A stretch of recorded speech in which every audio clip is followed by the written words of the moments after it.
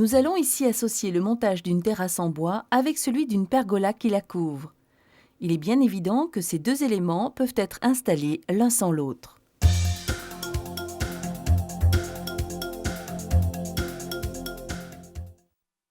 Pour la terrasse, un ensemble complet, chevron de rive, chevron intermédiaire, lame ainsi que la visserie nécessaire au montage. Avec pour les sols instables, un feutre géotextile imputrescible d'une taille au moins égale à celle de la terrasse.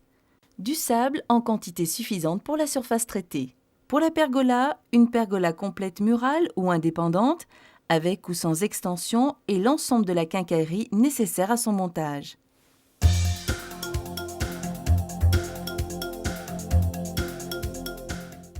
Pour la terrasse, une grande règle. Un niveau à bulles, une scie à onglet avec boîte de coupe, une visseuse électrique, une équerre, un mètre ruban. Pour la pergola, une visseuse électrique, une équerre, un mètre ruban, un niveau, un crayon gras, un escabeau, une perceuse avec un jeu de forêt bois de 4, 5, 6 et 7. Et pour les pergolas murales, des systèmes de fixation adaptés au mur d'appui.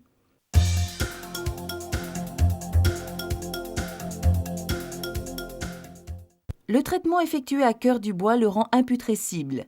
Il lui procure une résistance durable aux moisissures et aux attaques d'insectes, telles que les termites par exemple. Les lames disposent d'une face striée antidérapante et d'une face lisse. Le montage peut s'effectuer indifféremment en laissant l'une ou l'autre des faces apparentes.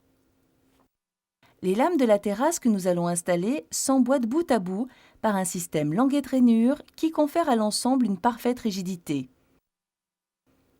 Des réceptions, il est fondamental de stocker l'ensemble des pièces de bois à l'abri de l'humidité et du soleil, dans un lieu ventilé, de préférence proche du lieu de montage.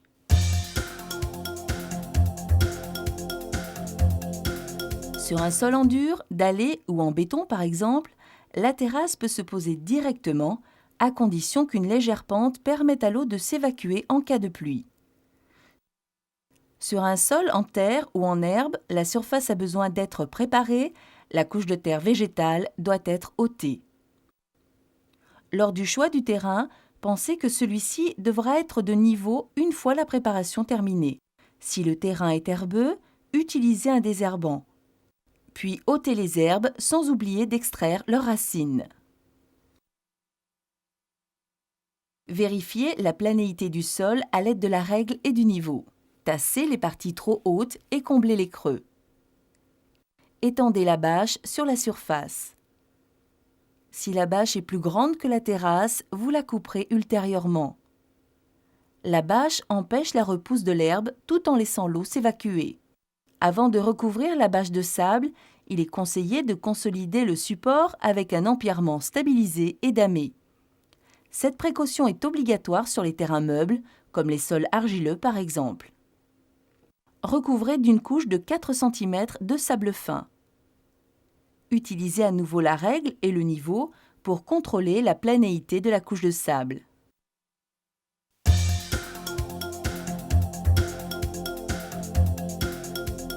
Assemblez bout à bout deux lames de longueur différente. Mesurez la longueur exacte de ces deux lames assemblées sans tenir compte des languettes. Le bois s'adaptant aux conditions climatiques, il est indispensable de mesurer cette longueur qui peut légèrement varier suivant votre zone d'habitation. Le résultat trouvé est la longueur exacte de l'intervalle intérieur de votre terrasse. Alignez au sol, côte à côte, 28 lames. Mesurez la largeur totale.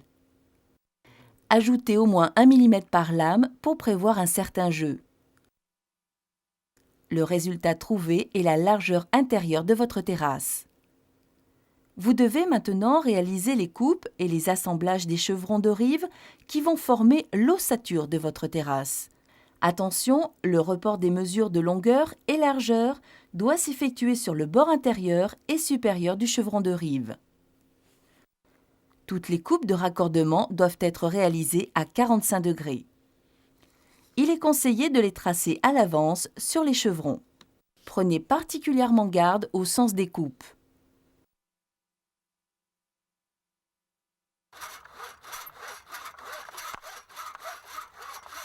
Montez ensuite tous les chevrons de rive afin de réaliser la structure extérieure de la terrasse. Chaque point de fixation s'effectue à l'aide de 2 vis de 4 par 60. Vérifiez l'équerrage avant de passer à la phase suivante.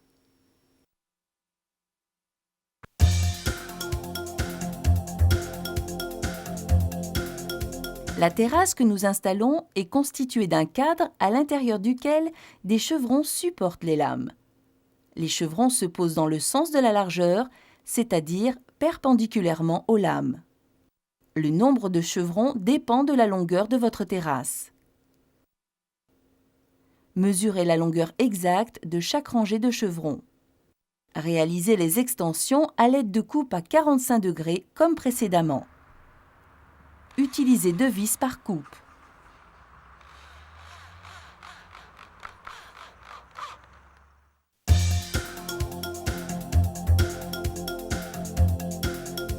Commencez à l'une des extrémités de l'ossature. Positionnez une lame de 0,80 m, prolongée par une lame de 2,40 m. Faites coïncider les jonctions des lames avec les chevrons. Chaque extrémité de lame arrive au milieu du chevron. Répétez l'opération sur l'autre extrémité. Puis répartir les chevrons restants, l'espace entre 2 chevrons ne doit jamais être supérieur à 50 cm. Vissez chaque chevron intérieur sur le chevron de rive à l'aide de 2 vis 4 par 60. Vissez les autres extrémités des chevrons en vérifiant l'équerrage.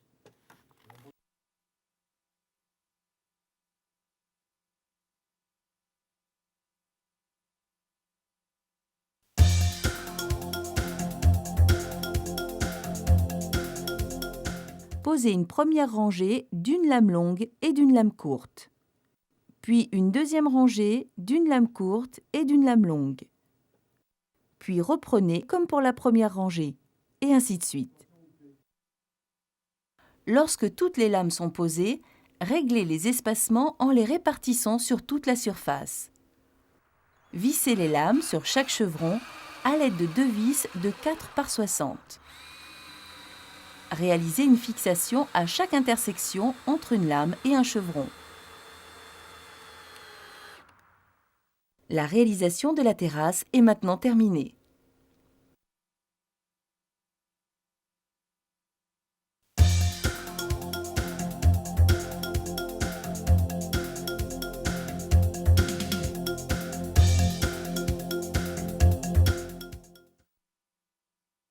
Il existe 2 types de pergolas selon que vous souhaitiez la monter en appui contre une façade ou de manière indépendante. Nous allons ici monter une pergola indépendante. Le montage d'une pergola murale sera expliqué par un schéma.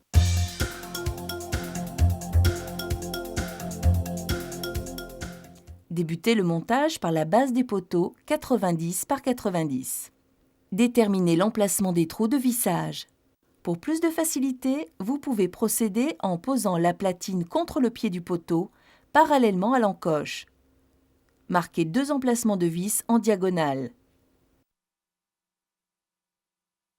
Placez la platine sur la face opposée.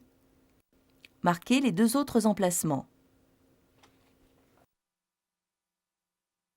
Percez en tenant la perceuse bien verticale et sans traverser le montant. Fixez les abouts aux traverses hautes à l'aide des vis 6 par 80. Puis fixez l'ensemble sur les poteaux de pergola à l'aide des vis inox 6 par 80.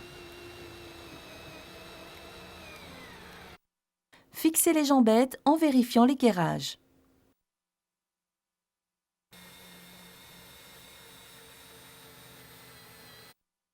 Positionnez un cavalier à chaque extrémité. Fixez chaque cavalier à l'aide de vis VBR 7 par 100. Rigidifiez à l'aide des jambettes. Redressez l'ensemble. Fixez les 2 cavaliers sur l'autre traverse. Posez les cavaliers restants à espace régulier et fixez. Déplacez le montage à l'emplacement souhaité. Marquez au sol l'emplacement des poteaux. Positionnez les platines sur les marques. Fixez les platines au sol. Positionnez la pergola sur les platines. Fixez les montants sur les platines.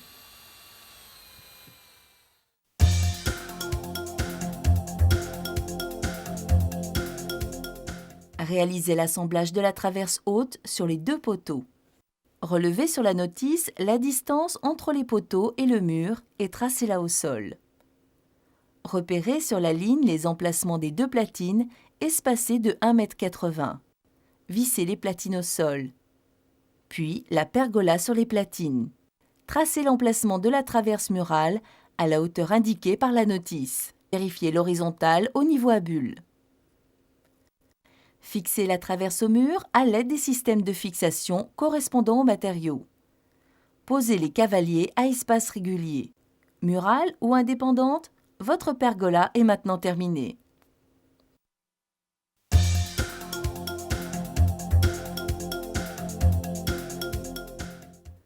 Le bois de la terrasse et de la pergola est imputrescible et peut donc être laissé tel quel. Une finition lasure peut cependant renforcer la protection contre les agressions climatiques telles que les ultraviolets et l'humidité. Le nettoyage par jet haute pression n'excédant pas 100 bars est possible, ainsi que l'emploi d'un nettoyant approprié au bois. Dans tous les cas, vous profiterez longuement de votre terrasse et de votre pergola, en les aménageant selon votre goût.